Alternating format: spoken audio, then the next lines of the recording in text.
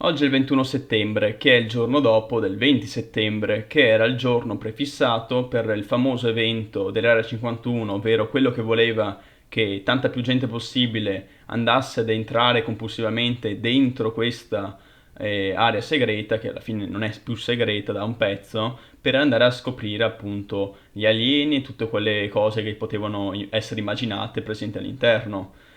Cosa è successo? Appunto posso parlarne adesso che è passato tutto un giorno e quindi gli eventi sono conclusi definitivamente. E quanta gente c'è andata? C'è andata su alcune centinaia di persone. Alcune centinaia di persone sono un niente in confronto ai numeri che ci si poteva aspettare.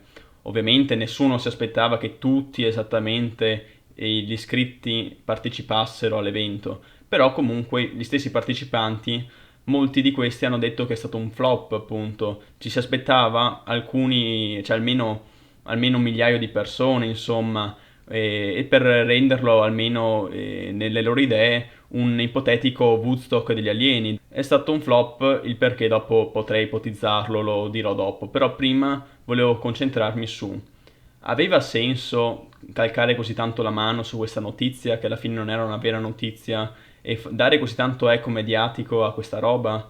E non concentrare invece i media, quindi parliamo dei media tradizionali, quindi giornali e giornalisti che sono appunto iscritti all'albo, non ovviamente canali come il mio, che alla fine prendi l'evento di cui se ne parla e ci dai l'opinione, ma stiamo parlando di giornalisti che sono stipendiati e che fanno quel lavoro.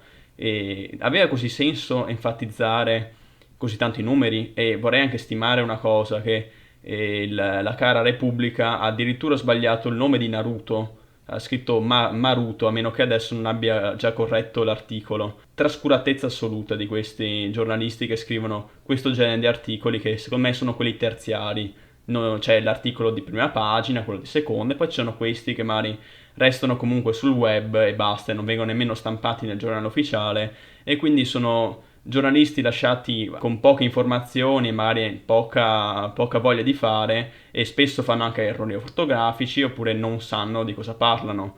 E di questo non sapere di cosa parlano è un dubbio che mi può venire perché appunto si sono approcciati fin da subito a questo evento quando è stato lanciato nella maniera sbagliata. Non l'hanno preso come doveva essere preso, come un gioco, perché appunto l'evento era nato come meme, insomma, la gente si iscriveva perché faceva ridere, e alla fine l'evento in sé non è stato nulla di che, però è stato più corposo la componente meme, quella che poi sull'internet ci ha fatto ironia sopra. Quindi non è un evento fisico, ma è più un evento virtuale. È questo che non hanno capito, secondo me, molti giornalisti, che hanno subito sparato allarmismi, ma anche fino a pochi giorni fa, dicendo comunque si teme il disastro sanitario, si teme Sì, per carità, se tanta gente si trova nel deserto rischia qualcosa, però uno deve anche stimare i motivi per cui la gente si era iscritta a quell'evento e le vere intenzioni.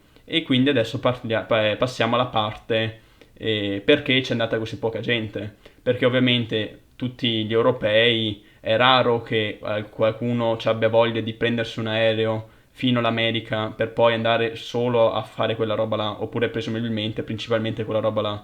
E quindi principalmente quelli che hanno partecipato sono americani, la maggior parte, e di questi americani sono quelli magari nelle zone limitrofe. Non penso che una persona abbia così tanta voglia, a meno che non sia proprio appassionato di questo evento, di fare così tanti chilometri. E quindi questo è il primo motivo, ovviamente, i costi e il costi appunto costi-benefici di fare questo evento. Poi passiamo appunto al vero intento dell'evento, e appunto che spiega anche il fatto che la gente non c'è andata, ovvero non era un evento che si aspettava che la gente ci andasse, era un evento meme, la gente si è iscritta per meme, non per andarci fisicamente, è un evento virtuale, non reale. Più la notizia dava che i numeri erano grandi, e più la gente ovviamente dopo, sapendo la notizia, per ridere si iscriveva. E quindi si è creato questo meccanismo a catena che ha portato sempre più gente. Quindi spero che il prossimo evento di questa portata riesca a essere interpretato correttamente dai media tradizionali e che gli possa dare il giusto peso, ovvero semplice ironia del web. Però da un certo punto di vista, se non ci fosse stato questo eco mediatico enorme, il meme non sarebbe cresciuto, non si sarebbe sviluppato. Quindi da un punto di vista è stata comunque una cosa positiva, è un po' come se fosse un mega trollaggio che alla fine ha prodotto questo, ovvero un evento con tante iscrizioni campato sul nulla, che ha fatto un eco mediatico enorme e l'eco mediatico stesso è l'evento. Ci vediamo al prossimo video, Dante bene è tutto, passo e chiudo.